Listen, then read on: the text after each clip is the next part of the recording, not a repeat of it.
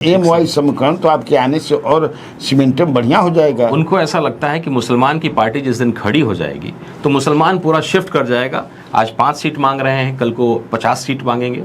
आप कितना सीट पर तैयार थे? बिहार में आज क्यों हम सबसे गरीब राज्य हैं लेकिन सबसे महंगा बिजली क्यों खरीदते हैं, तो कहेंगे कि भाई पहले क्या होता था, पहले जंगल राज में क्या होता था।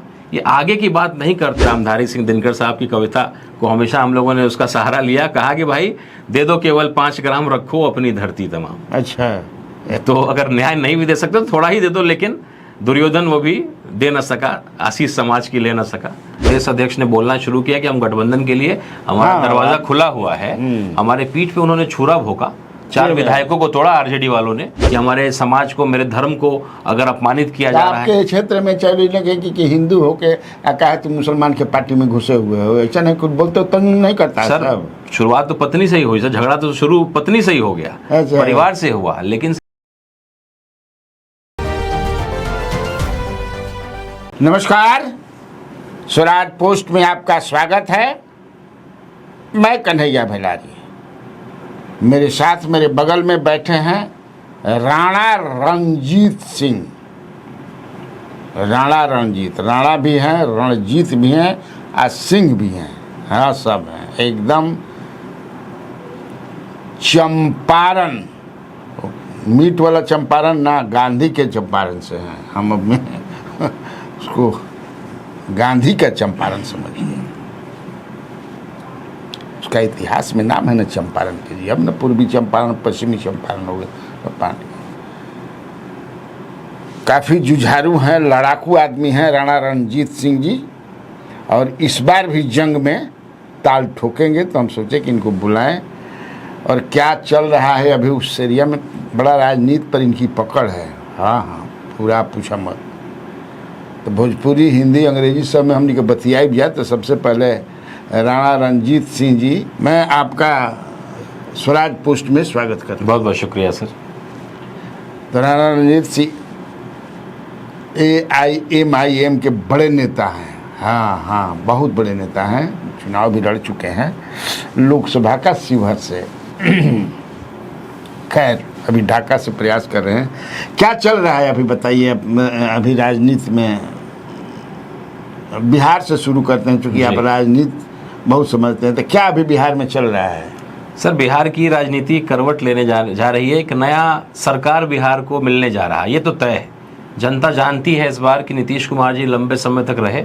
एक नया मुख्यमंत्री, एक नई सरकार मिलने जा रही है। उस सरकार का स्वरूप क्या होगा, उसमें AIMIM की भूमिका क्या होगी, जनसुराज जैसी नई पार्टियों की भूमिका क्या रहेगी, किन शर्तों पर नई सरकार बनेगी। जैसे आपको याद होगा, रामविलास जी एक ज़माने में जब चाबी लेकर के आए थे और उन्होंने कहा था कि भाई किसी मुसलमान को बना दो CM लालू जी को, तो हम लोग आपको निस्वार्थ भाव से समर्थन दे देंगे।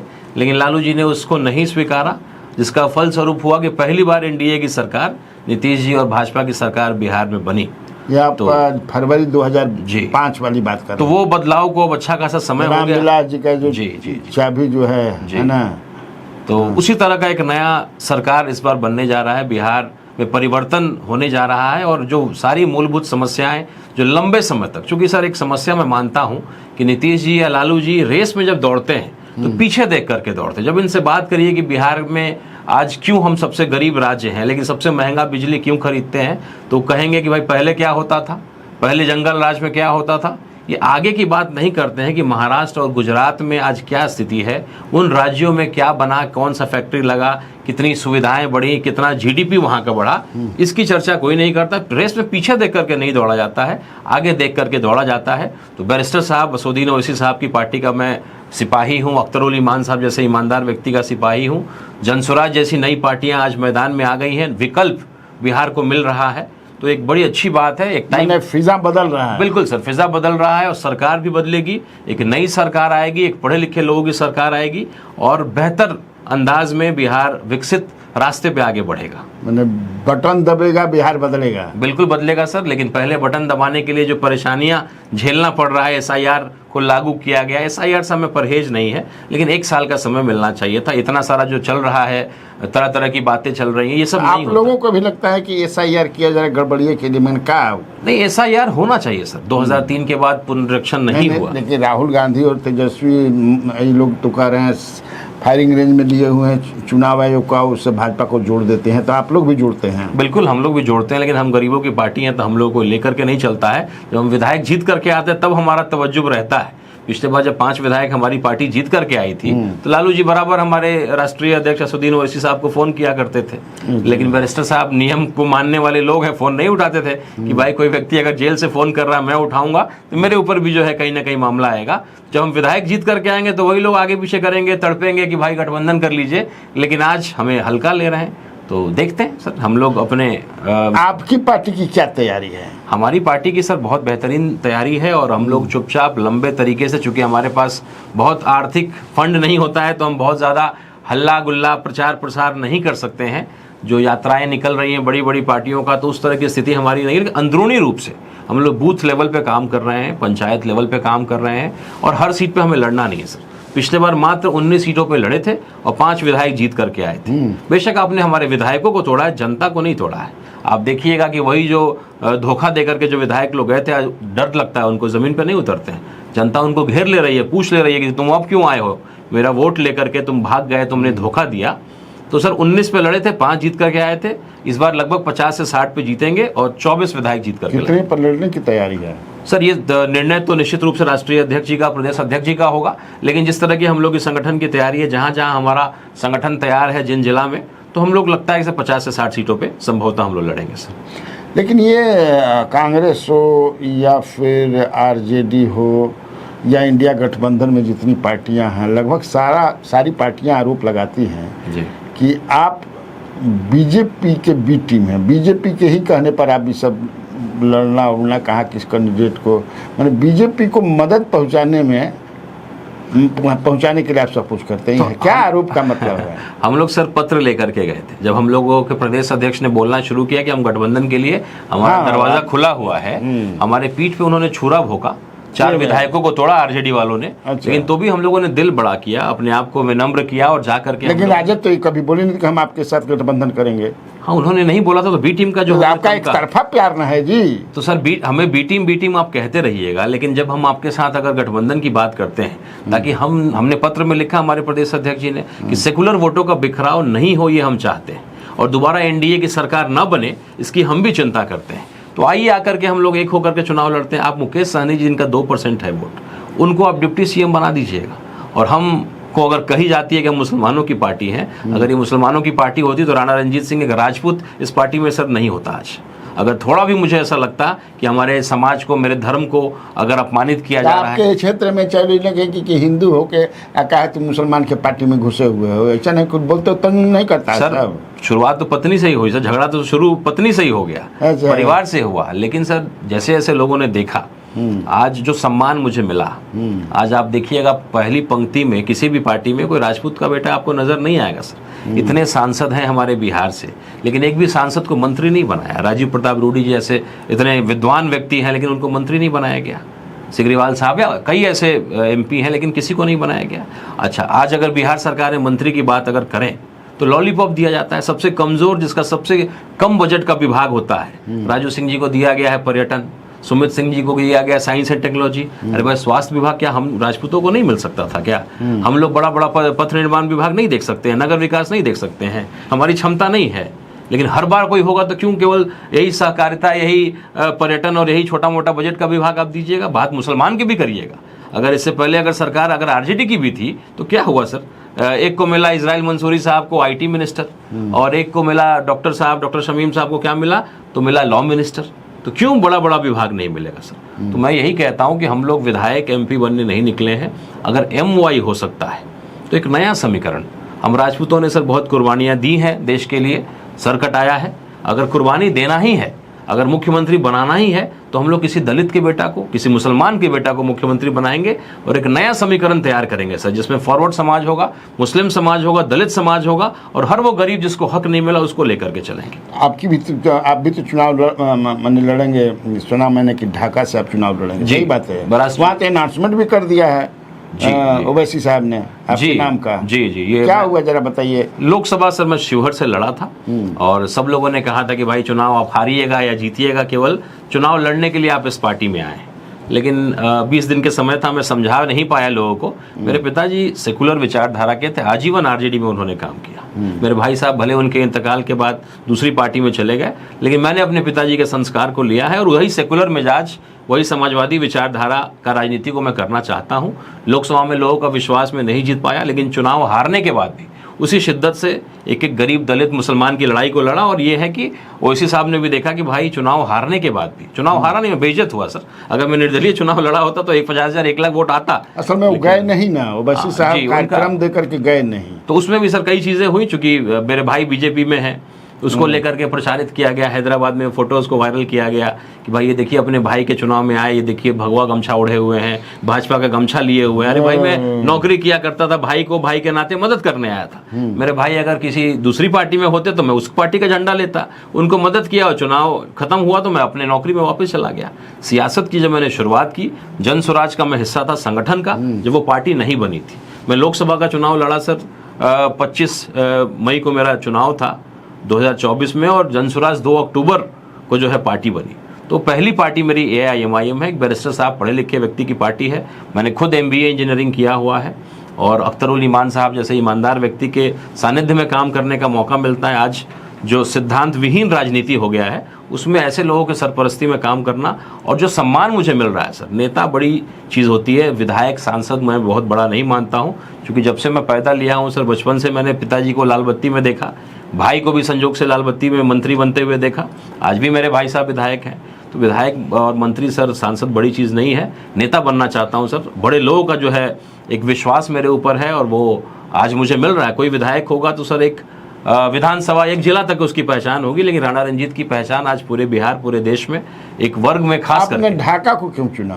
ढाका को सर मैंने नहीं चुना, मेरे बैरिस्टर साहब हमारे जो राष्ट्रीय अध्यक्ष हैं, अच्छा, उनकी सभा चूंकि लोकसभा में नहीं हो पाया था, ढाका को ही हम लोगों ने कार्यक्रम स्थल रखा था और लोगों की इच्छा थी कि अगर बैरिस्टर साहब आए तो शुरुआत ढाका से हो। तो ढाका में कार्यक्रम हुआ, 50,000 से अधिक लोग उपस्थित रहे उस गर्मी में और उनके जज्बात को, उनके नफ्स को पढ़ करके हमारे राष्ट्रीय अध्यक्ष जी ने सीधे अनाउंस कर दिया। मैं जानता भी नहीं था।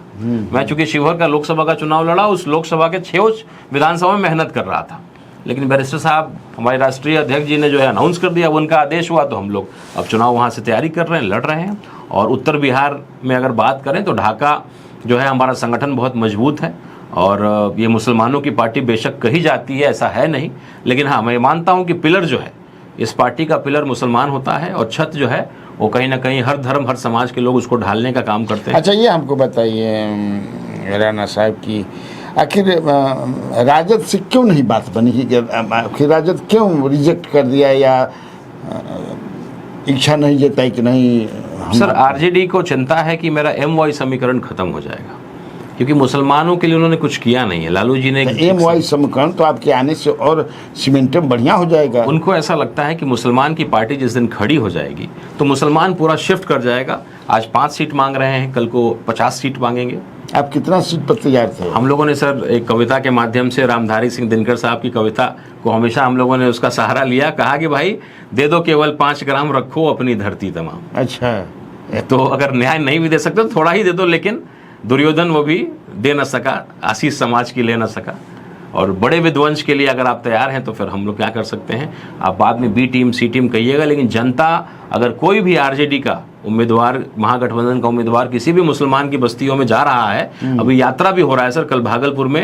अच्छा, आप लोग की यात्रा? नहीं, यात्रा तो सर इन लोग की हो रही है। उनकी यात्रा में हमारे कार्यकर्ता जा करके अपने बैनर लगा कर पूछ रहे हैं कि MIM को गठबंधन में क्यों नहीं लिया। हाँ, हमने देखा अगर मुसलमान की चिंता आप करते हैं तो अगर एक मुसलमान की पार्टी खड़ी हो जाएगी तो उसमें तकलीफ क्या है आपको?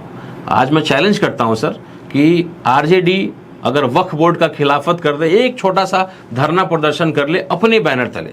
इमारत शरिया ने किया था गांधी मैदान में, आरजेडी वालों ने नहीं किया था। आरजेडी को बैलेंस बनाना है सर, कुछ चीजें आप बैलेंस बनाने के चक्कर में नहीं कर पाते हैं। तो अगर MIM जैसी पार्टी होगी तो हम बेबाकी से उस लड़ाई को लड़ सकेंगे। अगर मैं राजपूत समाज से आता हूं सर, मैं अगर राजपूतों की लड़ाई अगर नहीं लड़ सकता हूं तो क्या नेता हम लोग बनेंगे? अगर बैरिस्टर साहब हमारे राष्ट्रीय अध्यक्ष मुस्लिम समाज से आते हैं और मुस्लिम की लड़ाई को भी नहीं लड़ सकें तो क्या नेता बनिएगा? पहले घर की लड़ाई अगर नहीं लड़ सकते हैं तो आगे की लड़ाई आप क्या लड़िएगा? तो कहीं ना कहीं वो जो दाग लगाया जाता है सर कि ये मुसलमानों की पार्टी है, राणा रणजीत सिंह एक राजपूत का बेटा जिस दिन सदन में जाएगा विधायक के रूप में, ये दाग पूरी तरीके से मिटेगा। और जिस तरह का सम्मान मुझे मिल रहा है, कई हिंदू समाज के लोग लगातार मेरी पार्टी से जुड़ रहे हैं, क्योंकि अब वो बात नहीं है। बैरिस्टर साहब ने जिस तरीके से पाकिस्तान को करारा जवाब दिया, मेरे ढाका में जो कार्यक्रम हुआ तिरंगा साफा बांध करके, अच्छा। उन्होंने इस्लाम का सही मायना पूरा विश्व को समझाया, पाकिस्तान मुर्दाबाद हिंदुस्तान जिंदाबाद का नारा लगाया। और एक एक मुसलमान जिसको लोग संदेह की नज़र से देखते थे, चाहे वो इंडिया पाकिस्तान का क्रिकेट मैच हो रहा हो या इंडिया पाकिस्तान का सरहद में लड़ाई हो रहा हो, हर मुसलमान को संदेह की नज़र से देखते थे लोग, तुम किधर हो? अरे भाई वो मुसलमान इधर ही है, आप इंडिया गेट पे चले जाइए, उनका नाम दर्ज है। आज अगर उनके पॉपुलेशन के बनस्पत अगर आप चेक करिएगा तो इंडिया गेट में अशफाकुल्ला खान साहब ने भी शहादत दिया है राम प्रसाद बिस्मिल साहब के साथ। तो कई मुसलमानों ने भी अपने सर को कटाया है, अपने खून को बहाया है। तो ये देश उनका भी है। आप लोग का क्या मतलब, आप बता रहे थे कि 50-60 सीट आप सोच रहे, मैंने अनुमान है कि आप जीत जाएंगे, इसका मतलब कि आप 100 से ऊपर लड़ेंगे? नहीं सर, हमारा 24 का टारगेट है सर। और जीतने का? जी, हम लोग आप लोग जोड़ घटाव गुणा भागा करके कि हम 24 जीत रहे हैं। बिल्कुल सर, तो लड़ेंगे 50-60 से कम नहीं? जी जी जी जी। सीमांचल का तो सारी सीटें लड़ेंगे? सारी सीटें नहीं लड़ेंगे सर। पिछले बार भी हम मात्र 12 सीटों पे लड़े थे सीमांचल में।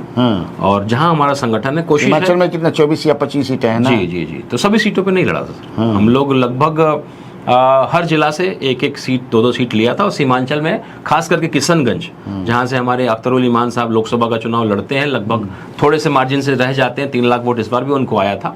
तो उनके सभी विधानसभा क्षेत्र में जो 6 विधानसभा आता है और उसके अगल बगल जहाँ संगठन मजबूत है वहाँ लड़ते हैं। और इस बार भी अंदाज़ा यही है कि सर 50 से 60 सीटों पे लड़ेंगे। हमारे पिछले बार 5 विधायक आए थे, 3 और विधायक होते तो 8 विधायक से सरकार बनना बिगड़ना था सर, आपको ख्याल होगा पिछली बार। तो 3 और अगर होता तो हम तय करते सरकार किसकी बन रही है। इस बार हमें पूरा यकीन है कि AIMIM के बिना सरकार बिहार में बनने नहीं जा रही है। और AIMIM का कोई भी विधायक कभी भी अगर टूटता भी है तो भाजपा में नहीं जाएगा। कल भी आपने देखा होगा प्रधानमंत्री जी के कार्यक्रम में 2 RJD के विधायक NDA में चले गए। आप बी टीम हमें कहते हैं। पशुपति पारस जी जो मंत्री थे, आप उनको ला करके आप गठबंधन करते हैं। मुकेश सहनी जी जो मंत्री थे NDA की सरकार में, भाजपा की सरकार में, उसको आप अपना हिस्सा बना सकते हैं। लेकिन AIMIM जो लगातार भाजपा के खिलाफ लड़ती है, हर मुद्दों पे जो उनको करारा जवाब सदन में हमारे बैरिस्टर साहब देते हैं, अब उसको बी टीम कह देते हैं। तो कहीं ना कहीं जनता के सामने अब बी टीम सी टीम वाला टैग नहीं चलने वाला है। जनता खुद सवाल कर रही है कि भाई आप गठबंधन क्यों नहीं कर लेते हैं, आपको इतनी दिक्कत क्या है मुसलमान की पार्टी अगर। अच्छा, आप लोगों को क्या लगता है इस बार जो लड़ाई होगी वो लड़ाई कैसी है? बिहार की लड़ाई जो इस बार बिहार का जंग जो है 2025 का, कैसा लग रहा है? मैंने आप कैसा देख रहे हैं? आपके पास तो बहुत सारी इन्फॉर्मेशन आते हैं। देखिए पिछले बार सर जो RJD की सीटें कुछ बढ़ी थी उसमें लोजपा का एक अहम भूमिका था। मैंने कई विधायकों को पर्सनली बोलते हुए सुना कि अगर लोजपा नहीं लड़ रही होती तो मैं नहीं जीत पाता। तो सीधे जो पिछले बार 74-75 जो भी RJD का सीट आज के दिन कुछ विधायक इधर उधर हो गए हैं, उसमें सर 20 सीटें का फायदा लोजपा की वजह से हुआ था, जो इस बार नहीं होने जा रहा है। लोजपा ने जो कंफ्यूजन क्रिएट किया था कि भाई ये हम भी मैंने भाजपा मतलब लोजपा, लोजपा मतलब भाजपा, इस कंफ्यूजन की वजह से RJD वालों को 20 सीटों का फायदा हुआ था। और जो सरकार नहीं बनी थी, ये यात्रा कर रहे हैं राहुल गांधी, से फायदा नहीं होगा? ये राहुल गांधी का यात्रा है, राहुल गांधी को फायदा होगा। इसमें महागठबंधन को विशेष फायदा कुछ हो नहीं रहा है, क्योंकि आप देखिएगा तो झंडा पूरा कांग्रेस का ही दिखता है। कहीं कहीं आपको इक्का दुक्का RJD वालों का झंडा दिख जाएगा। इससे फायदा कांग्रेस को होगा। कांग्रेस यहाँ खड़ी हो रही है, कांग्रेस मजबूत हो रही है, अच्छी बात है। हम तो यही कहते हैं कि जितना विकल्प मजबूत होगा उतना बेहतर होगा। कांग्रेस एक टाइम पे मजबूत था बिहार में, लेकिन कहीं ना कहीं बैसाखी की वजह से कमजोर हो गया। दोबारा वो पनप रहा है तो अच्छी बात है। और कांग्रेस को भी अच्छी सीटें इस बार आनी चाहिए RJD के मुकाबले। लेकिन ये बताइए, आप भाई जो हैं भाजपा में, आपके हैं बड़े भाई MLA भी हैं मधुबन से, और आप MIM में एकदम कंट्रास्ट जो है या तो एमंग द पीपुल है ना कि कंट्रास्ट है, नहीं तो फिर सही में बी टीम है कहा भाई कि दोनों मीडिया के लड़ रहे हैं, ऐसा नहीं है।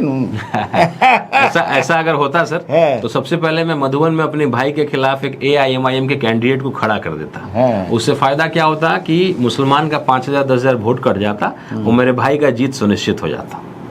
अगर फायदा ही पहुंचाना होता तो मैं अपने भाई को मधुबन में फायदा पहुंचाता। मैंने पहले दिन डंके की चोट पे कहा कि मैं मधुबन में कैंडिडेट MIM नहीं देने जा रही है, क्योंकि हम वहीं लड़ेंगे जहां हमारी जीतने की क्षमता होगी, हम वोट कटवा नहीं बनेंगे और कहीं पे भी किसी भाजपा वाले को फायदा नहीं पहुंचाएंगे। लोग कई तरह के लोग आते हैं। आपके पिताजी सीताराम बाबू तो मेरे मित्र थे। हमको लगता है कि 14 में ही उनको भगवान ने अपने पास बुला लिया, 14 में शायद। जी, बीमारी की वजह से मल्टी ऑर्गन MP भी थे वो, आपको वहाँ से शिवहर से। आप 3 भाई हैं जी, 3 भाई हैं, बड़े भाई वो हो गए, उसके बाद एक बीच के भाई हैं हमारे। हाँ, सबसे आप छोटे हैं। मैंने राजनीति ऐसा है कि मतलब अलग कर देता है?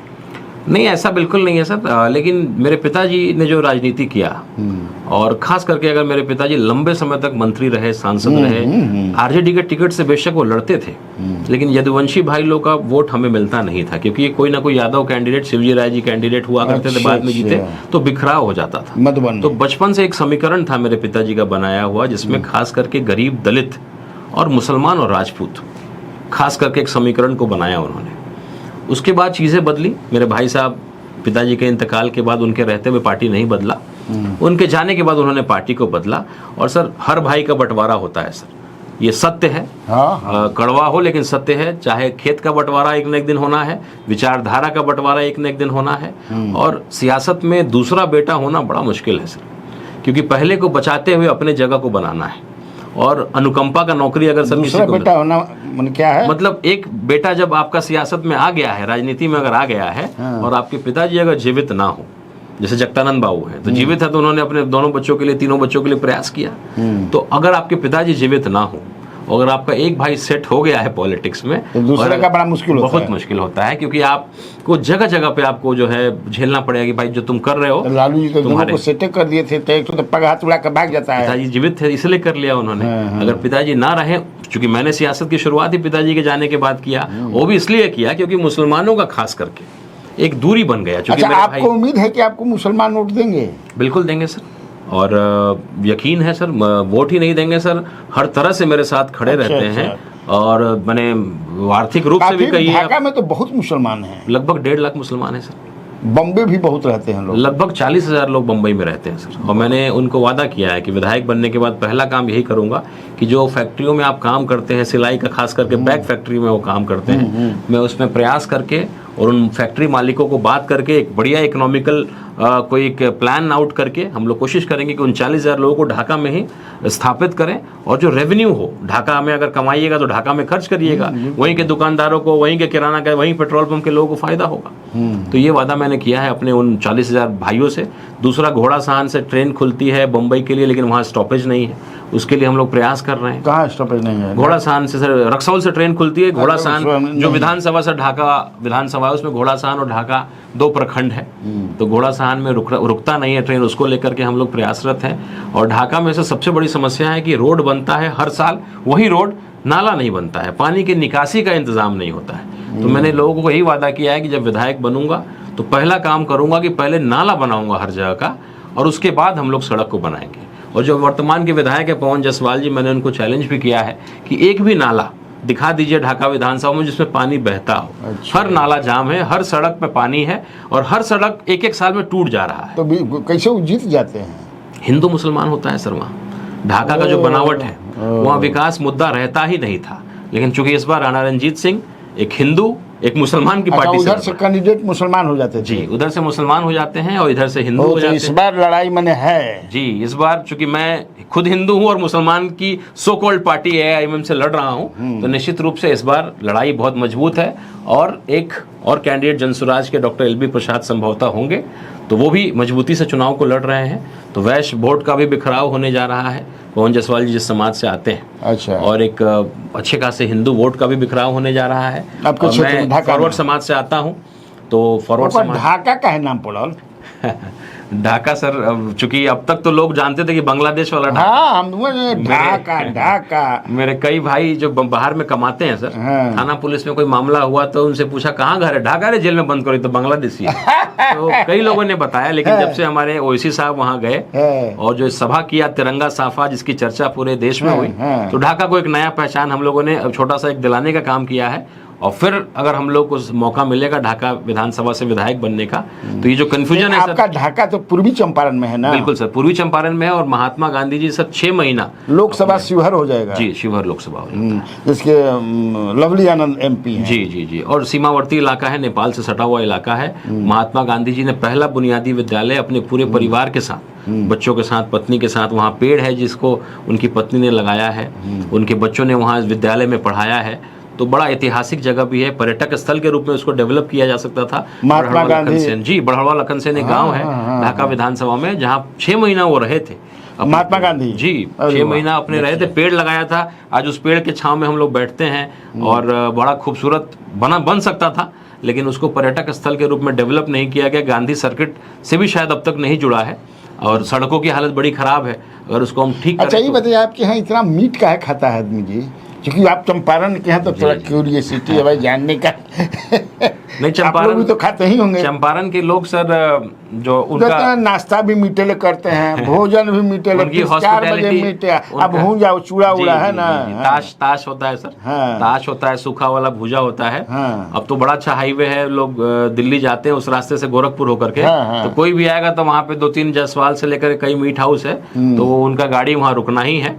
और वहाँ सर हम लोग बड़ा अपने अतिथियों को बड़ा स्वागत से बुलाते हैं, खिलाते हैं, पिलाते हैं। तो एक हमारा जेस्चर है कि आप सुबह भी पहुंचिएगा। एक प्रचार आया था ना कि क्या अतिथियों का स्वागत पान पराग से, तो आपके यहाँ मीट से जी। सुबह 8 बजे भी आइएगा तो हम लोग मटन खिलाएंगे, रात को 1 बजे भी आइएगा तो एकदम ताजा मटन खिलाएंगे। पचता कैसे? पानी का कुछ है सर, मैंने इतना लोग मीट खाते हैं। और वहाँ का जो मीट की क्वालिटी भी जो होता है, जो बकरियां जो वहाँ की होती हैं, जो खस्सी जो हम लोग उसको बनाते हैं। अरे आपके यहाँ के एक MLC हम है सर बाबू, वो कहते हैं कि छोटका कान लखई हो। क्या मतलब है? छोटा कान है, बड़ा कान जरा बाई लेता है। जी, फर्क रहता है सर उसमें। बहुत ज्यादा जब मोटा हो जाए ना, चर्बी ज्यादा हो जाए तो उसमें मजा नहीं आता। थोड़ा दुबला पतला हो, जरा सा फिट फाट हो बकरी, तो उसका जरा मीट का भी अच्छा आनंद मिलता है। और वहाँ का घास और जो खान पान जो लोग करते हैं, वेदर का भी सर फर्क पड़ता है। हर इलाके का वेदर होता है। तो चंपारण का जो वेदर है उसको लेकर के जो खास करके वहाँ का जो खसी होता है, और वहाँ बकरी पालन से बड़ा उद्योग है सर। वहाँ के बकरियों को एक्सपोर्ट करके लोग दुबई लेकर के जाते हैं। चंपारण का बना हुआ मसाला तेल तो सर फेमस है ही, लेकिन वहाँ का जो बकरियाँ, जो बकरी पालन होता है और जो खसी तैयार किया जाता है, उसकी भी अहमियत बहुत ज्यादा है। और दुबई में लोग लेकर के जाते हैं वहाँ से। जी, मैंने जिंदा जो होता है उसको लेकर के जाते हैं, एक्सपोर्ट होते हैं। एग्जैक्टली सर, उसको भी लोग बड़ा मान्यता है। अब तो दुबई में आप चंपारण मीट हाउस देख लीजिएगा। और अलग अलग देशों में सर, प्रदेश तो छोड़िए, अलग अलग देशों में भी है।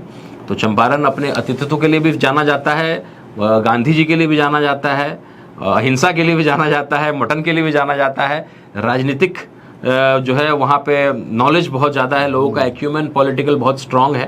तो बड़ा अलग है सर। तभी आप देखिएगा कोई अच्छा, आप ये बताइए कि अब हमने पॉलिटिक्स पर भी बात कर दी, हम लोग थोड़ा भोजन पर भी कर लिए।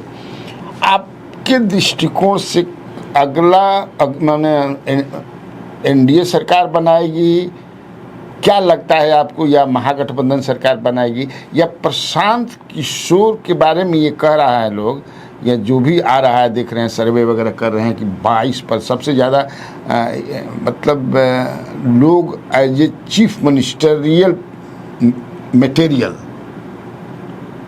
आपको क्या लगता है ये सब?